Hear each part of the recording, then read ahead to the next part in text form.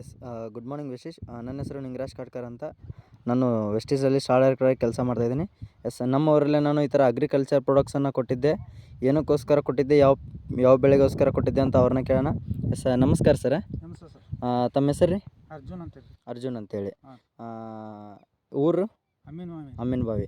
S ಈ product ಬಳಸಿದ್ರಲ್ಲ, ಯಾವ ಪೀಕಿಗೆ ಬಳಸಿದ್ರಿ? ಯಾವ ಥರ ಚೆನ್ನಾಗಿ ಅನ್ಸೈತೆ ನಿಮಗೆ? ಟಮಾಟಿ, ಮೆಣಸಿನ ಗಿಡ, ಬದನೆ ಗಿಡ, ಹಾಂ, ಅವು ಚೌಳಿ ಗಿಡ ಹಾಂ ಬಳಸಿದ್ದೇನೆ ಸರ್. ಬಳಸಿದ್ರಿ. ಹಾಂ. ನಿಮ್ಗೆ ಯಾವ ಥರ ವ್ಯತ್ಯಾಸ ಅನ್ಸತ್ತೆ ಸರ್? ವ್ಯತ್ಯಾಸ ನಮಗೆ ಭಾಳ ಫರ್ಕ್ ಆಗೈತೆ ರೀ. ಭಾಳ ಫರ್ಕ್ ಆಗೈತಿ. ಬಾಜು ಹೊಲ್ದಕ್ಕಿಂತ 15 ದಿನಕ್ಕಿಂತ ನಾವು ಹಿಂದೆ ಹಚ್ಚಿದ್ದೆ.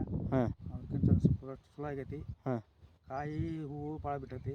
ಕಾಯಿ ಹೂವು ಭಾಳ ಬಿಟ್ಟೈತಿ. ಹಾಂ. ಸ್ವಲ್ಪ ತೋರಿಸ್ತೀರಿ ಕಾಯಿ ಯಾವ ಥರ ಬಿಟ್ಟೈತಿ ಅಂತೇಳಿ? ಹಾಂ, ತೋರಿಸ್ತಾನೆ ಸರ್. ತೋರಿಸ್ರಿ ಸರ್. ಇಲ್ಲೇ ಐತೆ ನೋಡಿ ಸರ್. ನೋಡ್ರಿ ಸ್ನೇಹಿತರೆ, ಈ ಥರ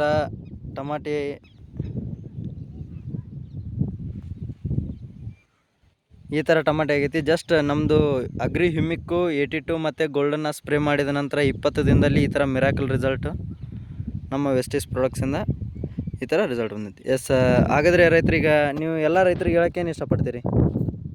ಸರ್ ಹೇಳ್ತೀವಿ ರೀ, ನಾವು ಇಂಥದ್ದು ಎಸ್ ಕಂಪ್ನಿಯಿಂದ ಗೊಬ್ಬರ ಎಣ್ಣೆ ಒಳ್ಳೆ ನಾವೆಲ್ಲ ಉಪಯೋಗ ಮಾಡಿದ್ದೀವಿ.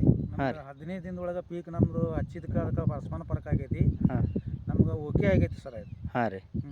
ಎಲ್ಲ ರೈತರಿಗೆ ಏನು ಹೇಳೋಕ್ಕೆ ಇಷ್ಟಪಡ್ತೀರಿ? ನಾವು ರೈತರಿಗೆ ನಾವು ಇಂಥಲ್ಲಿ ಹಿಂಗೆ ಬಳಸೀವಿ ಇಲ್ಲ ಅನ್ನೋಂಗಿಲ್ಲ, ಅದನ್ನು ನೀವು ತಂದು ಬಳಸ್ರಿ. ಹಾಂ ರೀ. ಅದ್ರ ನಮಗೆ ರೂಪಾಯಿದಾಗ 12ನೇ ಭಾಗ ಹೆಚ್ಚಿಗೆ ನಮಗೆ ವರ್ಕ್ ನಮ್ಗೆ ಚಲೋ ಕೊಡ್ತೈತಿ. ನಮ್ಗೆ ಕಾಯಿ ಇಳುವರಿ ಕೊಡ್ತೈತಿ. ಹಾಂ. ಇನ್ನೊಂದೇನು, ಕಾಯಿ ಹೂವು ಭಾಳ ಆಕತಿ. ಹಾಂ ಹಾಂ.